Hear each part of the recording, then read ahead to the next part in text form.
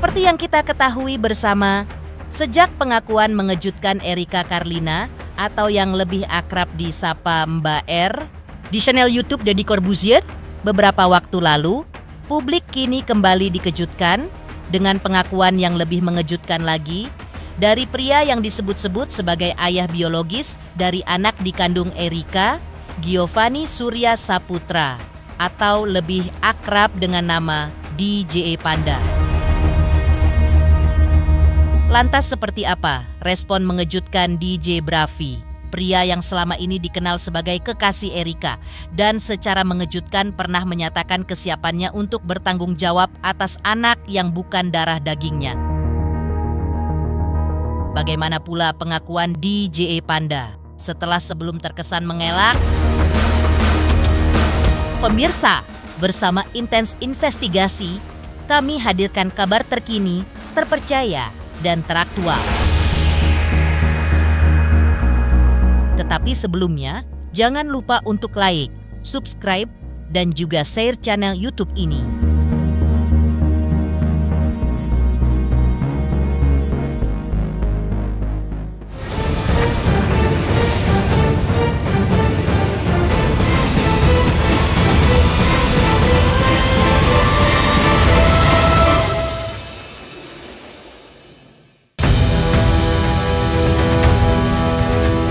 Diceritakan sebelumnya, atau kembali membahas soal pengakuan Giovanni Surya Saputra atau yang lebih dikenal sebagai DJ Panda. Dalam channel YouTube Denny Sumargo yang tayang malam hari kemarin, kabar itu seketika meluas dan mencuri perhatian masyarakat dan juga warga net yang ikut memantau peristiwa ini. Apalagi pengakuan ini terkesan janggal. Pasca dirinya pun mendapatkan banyak sindiran dan perundungan dari banyak pihak. DJ Panda yang sebelumnya terkesan mengelak, akhirnya angkat bicara dan menyatakan permintaan maaf secara terbuka. Dan ia juga menyebut siap bertanggung jawab dari anak yang diduga hasil dari perbuatannya.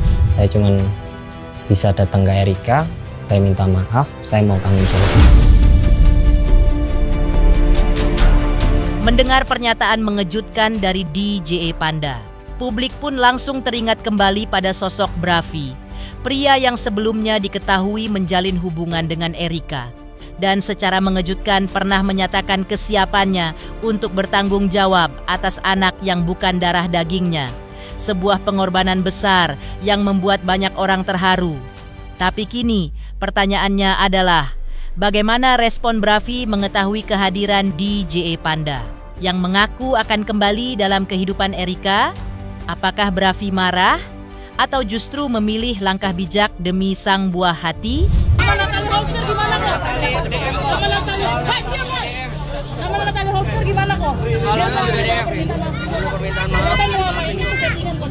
Tapi proses itu urusan dia sama Tuhannya lah. Dan kemarin tapi proses hukum kok untuk menambahkan kesaksian diam kok. Kalau Erika jujur aku nggak ikut campur proses hukumnya, biar dia sama kepolisian biar lebih bijak.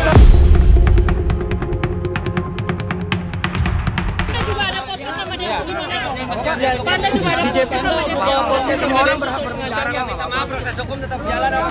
Udah oke. DJ Panda mau bertanggung jawab sama kehamilan Erika gimana kok? Kenapa sambil jalan? Kenapa tidak mau melaporkan? Dia juga ini kan sudah merugikan banget. Pria yang juga berprofesi sebagai DJ tersebut memang sudah lama dikabarkan bersih tegang dengan DJ Panda. Bahkan dalam beberapa podcast, ia menjelaskan pernah menyinggung adanya masalah pribadi dengan DJ Panda. Namun saat ditemui kemarin, Bravi justru menunjukkan sikap dewasa. Dengan tenang ia menjawab bahwa semuanya sudah dimaafkan. Menurutnya DJ Panda juga sudah meminta maaf dan ia pun sudah memaafkannya. Bravi mengatakan bahwa yang paling penting sekarang adalah kesehatan Erika dan anak yang dikandungnya. Ia ingin fokus menjaga Erika bersama-sama dan berharap semua pihak bisa mendoakan yang terbaik untuk ibu dan calon bayi mereka. Sikap ini sontak menuai pujian dari banyak netizen. Karena tak semua lelaki bisa bersikap sekuat dan setegar itu. Udah pihak sana udah minta maaf, semua udah maafin, udah clear semuanya. Yang penting sekarang kesehatan Erika dan juga anaknya sampai lahiran kita jagain bareng-bareng dan doain bareng-bareng aja. Pastilah kalau nggak depresi justru aneh. Sementara itu, seperti telah diceritakan sebelumnya tentang kehadiran DJE Panda dalam podcast milik Denny Sumargo, publik pun ikut menyorot cara Densu menanggapi peristiwa yang kini jadi konsumsi publik. Menurut Densu, perkara ini semestinya dijadikan pembelajaran, bukan sekadar ajang saling salah menyalahkan. Densu juga menekankan, perempuan yang sedang mengandung tidak seharusnya dibebani lagi dengan komentar yang menyakitkan. Apalagi Erika bukan sekadar selebriti, tapi juga manusia biasa yang tengah berjuang mengandung anaknya. Namun Densu juga mengingatkan bahwa tidak berarti semua yang telah terjadi bisa dibenarkan. Ia berharap DJE Panda benar-benar menyelesaikan masalah ini dengan gentle. Sebab dari kasus ini, publik harus bisa belajar bahwa setiap keputusan memiliki konsekuensi dan setiap tindakan harus diselesaikan dengan penuh tanggung jawab. Pertama, gue menanggapi isu sosial lah ya, maksudnya. Gue melihat isu ini kan isu yang harusnya ada pembelajarannya gitu. Dan isu ini kan sebenarnya membelah netizen di beberapa arah ya. Ada yang nge-support, ada yang tidak nge-support, ada yang nggak mau tahu, gue lihat. Ya gue sih tidak mau menyalahkan siapa-siapa, tapi kalau gue pribadi coba bantu dari perspektif apa sih yang kita bisa belajar dari kejadian itu dan bagaimana menyelesaikannya, itu aja gitu. Dan pastinya empati dan simpati gue pasti ada lah. Untuk Mbak Er pasti gue juga berempati karena dia juga teman. Biar bagaimanapun apa yang dialami itu kan bukan suatu hal yang kita boleh istilahnya tambah beban lagi. Dia kan lagi mengandung, tapi kan kita juga nggak bisa membenarkan apa yang sudah terjadi.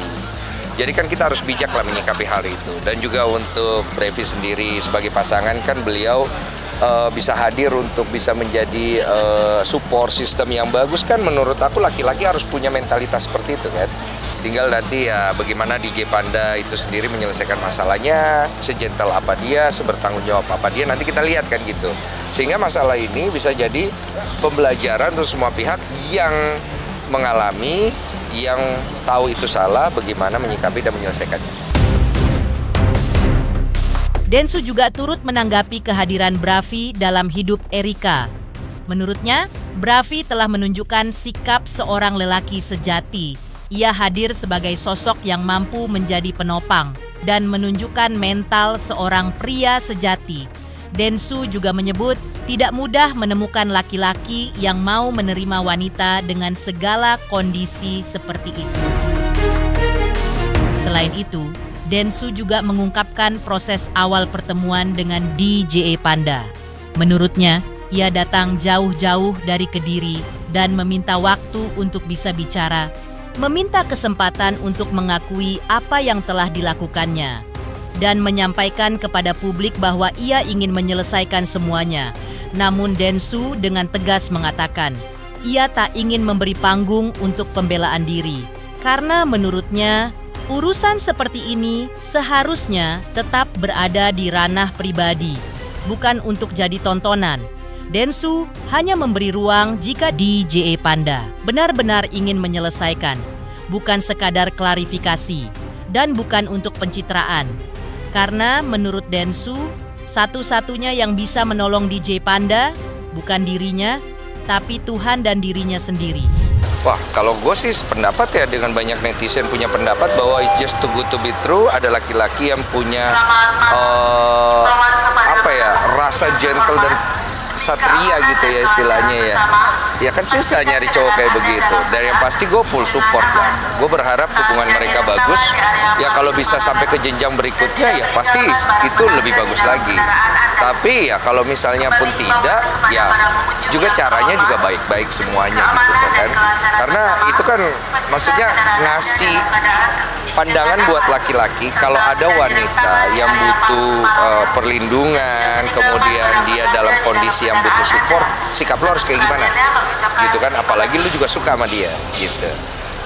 jangan memanfaatkan, tapi bagaimana lu bisa berdiri di situ sebagai real laki-laki gitu loh. Jangan jadi kayak kurang laki gitulah ya. Jadi beliau tuh waktu kemarin itu datang dari Kediri, ngubungin saya lewat salah satu kenalan saya.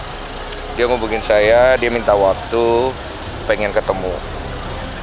Kemudian saya akhirnya teleponan. Saya tanya, butuh apa? Saya butuh dikasih kesempatan. Nggak ada yang kasih kesempatan saya tuh, katanya. Kesempatan apa? Kesempatan untuk mengakui apa yang saya lakukan dan kesempatan untuk memberitahu kepada semua pihak saya mau menyelesaikan. Saya pikir-pikir kalau begitu sih masih ideal ya. Tapi kalau untuk membela diri, gue bilang gue nggak mau sih. Karena kalau membela diri jangan di platform gue sih kayaknya gitu loh. Karena ini masalah kan masalah yang harusnya di ranah private ya. Dan karena kepalang udah naik ke publik, ya yang gue mau adalah lu selesaiin sih boleh gitu. Sementara itu, seperti kita ketahui bersama, permasalahan ini pun telah membuat Erika akhirnya membawa permasalahan ini ke pihak kepolisian. Lantas, apa kata pihak kepolisian terkait laporan Erika? Selamat untuk intens investigasi karena sudah mencapai 3 juta subscribers di YouTube. Sukses selalu dan all the best.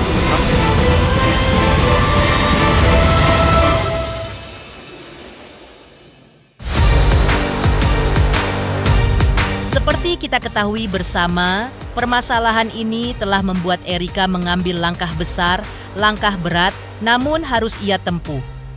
Erika mendatangi kantor Polda Metro Jaya sendiri, tanpa kehadiran keluarga atau pendamping publik. Usai pelaporan tersebut, pihak Polda Metro Jaya pun membenarkan bahwa sudah adanya laporan tersebut.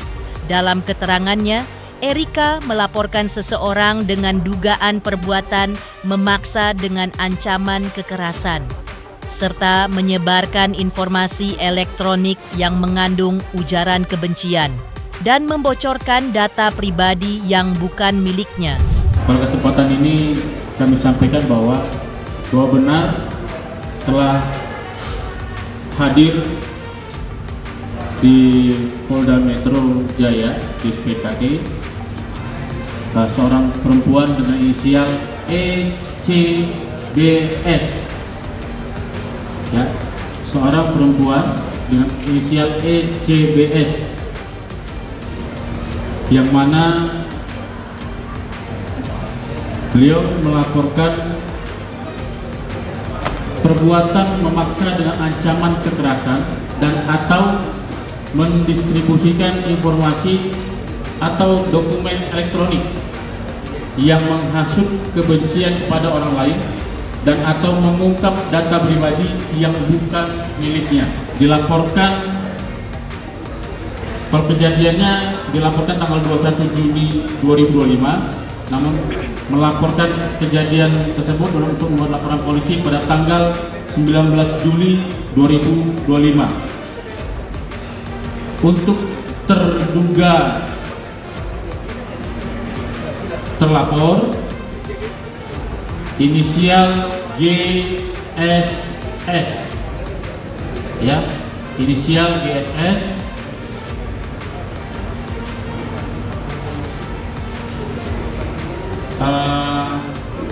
kemudian barang bukti yang dihadirkan oleh saudari ECBS ialah beberapa alat bukti atau barang bukti digital, ya,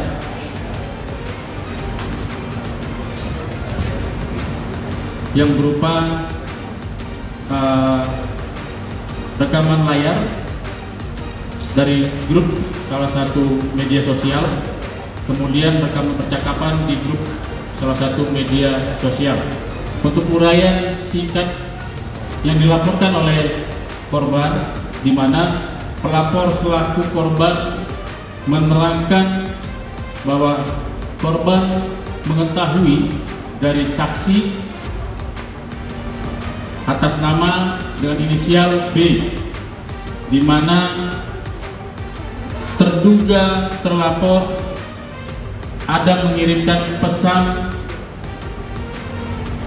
melalui grup salah satu media sosial dengan menggunakan nomor 0821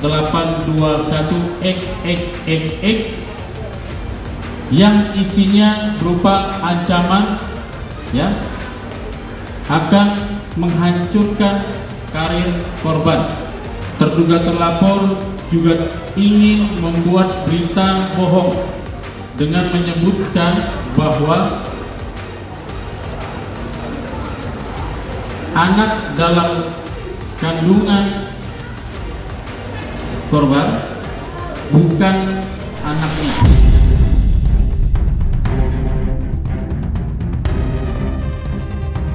Bukan hanya sampai di situ, dalam keterangan lanjutan, pihak kepolisian juga mengungkap alasan lain. Mengapa Erika akhirnya memilih untuk melapor? Disebutkan bahwa Erika merasa dirugikan secara psikis karena disebut-sebut sebagai seorang psikopat.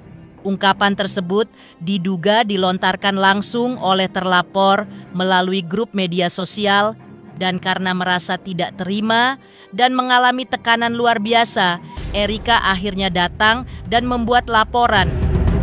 Laporan tersebut kini telah masuk ke tahap pendalaman oleh penyelidik. Adapun pasal yang diterapkan meliputi perbuatan tidak menyenangkan, ancaman pidana masih akan ditentukan berdasarkan hasil penyidikan. Kemudian terduga terlapor juga ada mengatakan bahwa korban merupakan seorang psikopat. Ya. Oleh sebab itu korban merasa dirugikan dan melaporkan kejadian tersebut ke SPKT Polda Metro Jaya, dan saat ini perkara tersebut masih dalam pendalaman oleh penyelidik.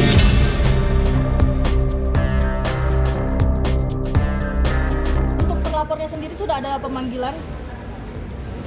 Jadi gini kan, jadi kalau setiap laporan tersebut kan pasti dilakukan oleh penyelidik untuk mengumpulkan beberapa alat bukti, ya. Penyelidikan itu dimana untuk mencari untuk mengungkap apakah ini suatu perbuatan pidana dan bisa ditingkatkan ke penyidikan atau tidak. Jadi akan ada nanti undangan-undangan atau panggilan-panggilan kepada saksi-saksi yang sudah disebutkan oleh pelapor dalam hal pelaporan ini. Terduga terlapor inisialnya GSS. Pasal yang diterapkan, yang dilaporkan adalah perbuatan tidak menyenangkan, Undang-Undang Nomor 1 Tahun 1946 tentang KUHP sebagaimana dimaksud dalam pasal 335, dalam pasal 28 dan atau pasal 28 ayat 2 junto pasal 45 Undang-Undang ITE dan atau pasal 65 ayat 2 Undang-Undang Nomor 27 Tahun 2022 tentang perlindungan data pribadi.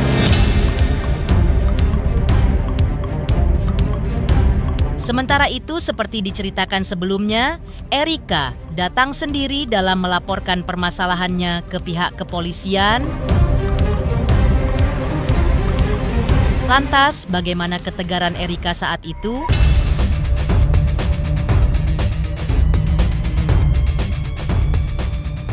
Selamat untuk intens investigasi 3 juta subscriber, luar biasa sekali 3 juta.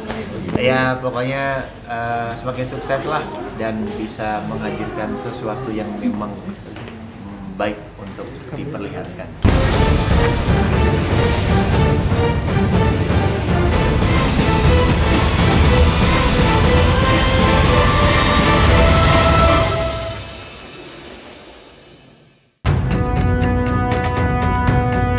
Seperti diceritakan sebelumnya, Erika melaporkan DJE Panda ke Polda Metro Jaya atas dugaan pengancaman yang membahayakan dirinya dan janin yang dikandungnya. Selain itu, ia juga menjelaskan soal ia yang menutupi kandungannya selama 9 bulan. Tetapi dengan adanya pengancaman, ia terpaksa membawa kasus ini ke jalur hukum. Ia juga menyebut bahwa meski DJE Panda sempat memberikan klarifikasi yang sudah mengakui adanya pengancaman, namun proses hukum kini sudah berjalan dan tak bisa dihentikan. Aku cuman datang untuk melanjutkan proses hukum yang emang sudah berjalan, ngasih bukti-bukti juga pengancaman yang berbahaya untuk janin aku, sama ada saksi-saksi yang bersedia banget untuk jadi saksi salah satu yang ada di dalam grup itu. Ancamannya banyak, aku nggak bisa kasih tahu ke kalian. Ini memang aku emang menutupi kandungan aku memang sampai 9 bulan ini. Cuman karena adanya pengancaman ini, jadi aku harus mau nggak mau demi janin aku harus ngomong juga. Jadi makanya aku bawa ke jalur hukum. Ada 500 orang ya di dalam grup itu, cuman bentuk pengancamannya aku nggak bisa kasih tahu ke kalian. Bulan Juli, 21 Juli. Melaporkannya sejak kapan, Kak? Aku melaporkannya di bulan Juli juga, cuman tanggalnya itu aku lupa. Yang jelas sebelum podcastnya Om Ded. Ya terlapornya yang kalian udah tahu itulah. Satu orang aja. Sesuai dengan yang klarifikasi yang kemarin dia sudah mengakui memang adanya pengancaman. Cuman karena memang ini sudah berjalan ya proses hukumnya. Jadi klarifikasi dia tuh ada setelah hukumnya sudah berjalan gitu. Lain halnya dengan soal pelaporan. Dengan tegas, Erika juga menyatakan tidak pernah terpikir untuk meminta pertanggungjawaban, apalagi pernikahan dari DJE Panda. Ini adalah tanggung jawabnya karena ia merasa telah melakukan kesalahan dan harus bertanggung jawab. Laporan ini murni dilayangkan untuk meminta perlindungan hukum. Karena adanya dugaan ancaman yang membahayakan janinnya, Erika juga memikirkan dampak psikologis pada anaknya kelak. Namun prioritas utamanya saat ini adalah kondisi kesehatan janin serta kesehatan mentalnya sebelum melahirkan. Aku kalau untuk pertanggungjawaban dari bentuk finansial atau yang lain-lain dinikahkan itu tidak pernah terfikirkan oleh aku, karena memang kan ini tanggung jawab aku ya. Aku yang salah kok. Aku dari awal udah akuin ini kesalahan aku yang harus tanggung jawab. Aku nggak perlu pertanggungjawaban dia, cuman memang aku melaporkan minta perlindungan hukum karenanya ada ancaman yang membahayakan janin aku. Kalau tidak, pasti sampai kapanpun ini tidak akan terekspos. Karena selama 9 bulan aku berhasil nutupin ini kok. Mengingat dia akan menjadi calon bapak dari anak-anak kamu, memikirkan dampak psikologis ke anak kamu nggak? Oh pasti, tapi itu nanti. Yang jelas sekarang yang terpenting kondisi kesehatan janin aku dulu, mental aku dulu. Kedepannya nanti bisa aku pikirin lagi.